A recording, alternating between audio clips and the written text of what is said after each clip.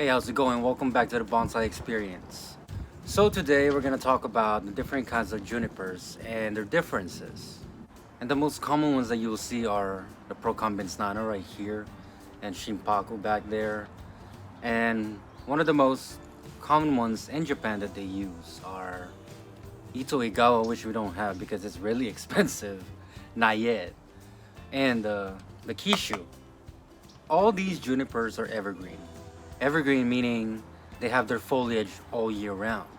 They're not deciduous, meaning they shed their leaves during wintertime.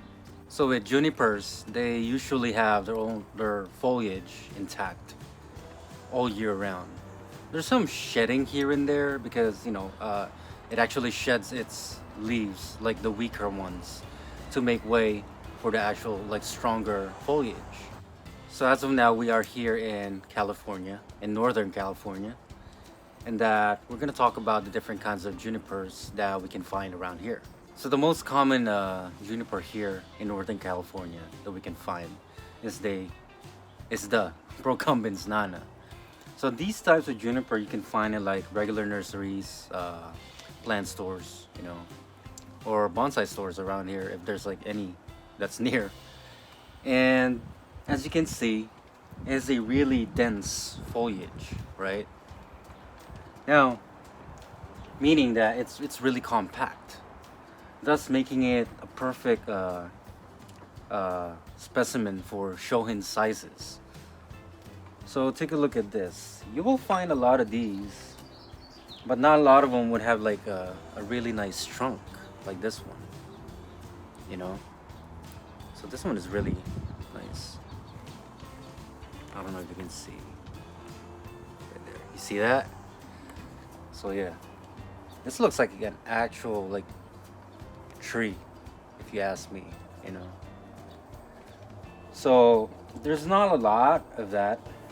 Like you can see like single trunks, because most of them are either twin or triple trunks, or some of them actually have just like a suckers growing from it, and it doesn't look like a tree anymore. That's why it's easy to find these kind of specimens, but it's kind of hard to find bonsai material ones. So this next one that we have, this is a Shimpaku, okay, or also known as Juniper chinensis.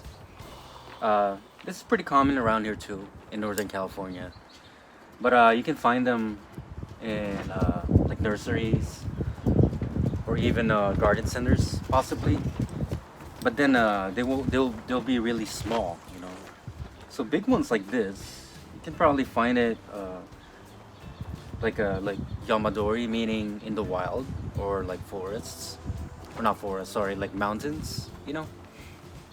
And as you can see, these ones have a less compact foliage compared to the Procumbens Nana. If we take a look closely, this has pretty, like the foliage is a little like fanned out, if that's a term. You see that? Whereas with the Procumbens Nana, it's more of a like compact foliage, you know. These ones, once it grows, you can use each one of these stems or branches to become a pad, like what I did with these. So the difference with Procumbens Nana and this one is that Shimpakus, they have a more tougher or more stronger branch, and it's kind of hard to twist and turn it. That's why a lot of bonsai hobbyists or experts, they try to twist it and turn it and all that, wire it when it's still young. So when it grows like this, it already had that structure to it, you know. Most of the times they do that with Ito Igawas too, which is the most, in my opinion, to me it's the best type of Shimpaku, bonsai, because the trunk is really nice, and once you make or create dead woods around it, it's really beautiful. You can do the same thing with Shimpakus, Though this one's have, like what I said, it has a more stronger branch, and it's kind of hard to twist it, and turn it and all that. Now let's talk about the Kishu. This is a Juniper Kishu bonsai. Okay, so this is the most common one that they use in Japan, I believe.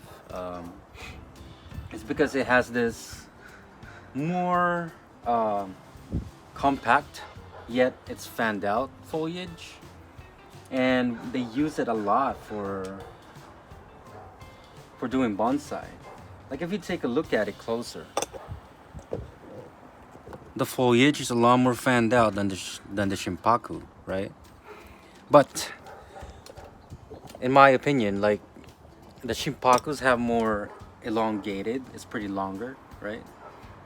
Rather than the foliage is pretty longer, rather than these, because these one is kind of like a balling up, you know, instead of going like straight, growing all the way up. But this one, see, this one is a leader right here, meaning it's like the tip of each branch, right? And that's the guide, that's the tree that's following for it to grow longer or taller, you know. Now, if you take a look at it, most trees, like the tips of it, if you don't cut it, it will keep growing and growing longer, right? But then when it comes to like Kishu, in my experience, it doesn't do that. It just keeps this, balled up little foliage right there, instead of going all the way all around it, like, all over the place. That's why I believe this is the best, the most common one that they use in Japan to create bonsai. Now, not to mention it has a really beautiful trunk, right? So this one is a lot more flexible, a lot more easier to bend, in my opinion, rather than when it's with Shimpaku. With Shimpaku's, like, I think this one, it took me at least 6 hours, 6 to 8 hours just working on it. I mean, the other one that I showed you earlier. So with these ones, it only took me probably 2 hours to work on it. And not to mention that it grew really quick. It grew like different like new foliage, as you can see. To me, if you're gonna ask me, this one is my favorite, No offense to the other junipers, but this is the one that I like working on, because it's not too compact like the Procumbens Nana, and it doesn't have really tough branches like the Shimpaku. So yeah, I think that sums it up. So when it comes to how to take care of it, right? In my opinion, all juniper care is the same. Although there's a little difference when it's a yamadori. So yamadori, like what I said earlier, it's trees from the wild that we collected, right? So there's an aftercare that we do after collecting it from the wild. So instead of like putting it straight in the pot with like regular soil or pumice, like lava rocks and all that, what we do is we put pumice, like pure pumice. That's what I do whenever I collect something like that. And then I just let it sit for at least 2 years, Because the reason behind that is when you collect trees from the wild, you won't be able to get all the roots, right? Thus, you're gonna have to cut the roots and all that, and it's gonna need to rest a little bit, or as much as it needs to be, or needs to rest. Because when you cut the roots, the tree, it weakens, obviously, right? So with that said, I just take as much roots as I can, and then I put it in a planter box, and with pure pumice, and I just water it during spring, summer.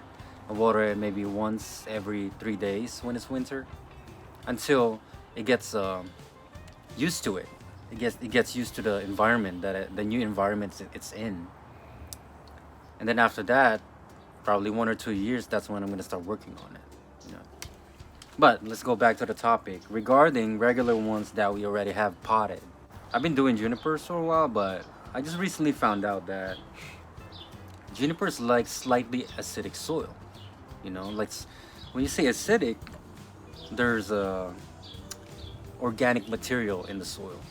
You know, anything that's gonna not necessarily rot, but like, you know, I'm talking about like bark, you know, those kind of things, leaves. So yeah. Now, since the soil that I use with this, it kind of dries up pretty quick, I put a moss on top of it. So here's the thing: a lot of people ask me whenever I, you know, teach them, or whenever they come over here to buy bonsai, why do you put moss on top of the soil? You know, it's just for show. Is it, you know, just to make it look, you know, pretty? But there's always a reason why we do things with bonsai, right? So I always tell them that, you know, besides making it look good, that the moss, it helps keep the soil moist, you know, because moss has a lot of like a water content to it. So whenever we water, the moss absorbs the water, and then it lets it drip under the soil. And then when it comes to like a hotter days per se, instead of the soil drying out real quick, right, it will have to go through the moss first before the soil gets dry. So the moss helps the soil be a lot more moist, so that the roots won't dry out. You know, especially junipers, because junipers like a lot of water and a lot of sun. So if you don't know the balance between those two, juniper's probably gonna have a hard time, or probably gonna die.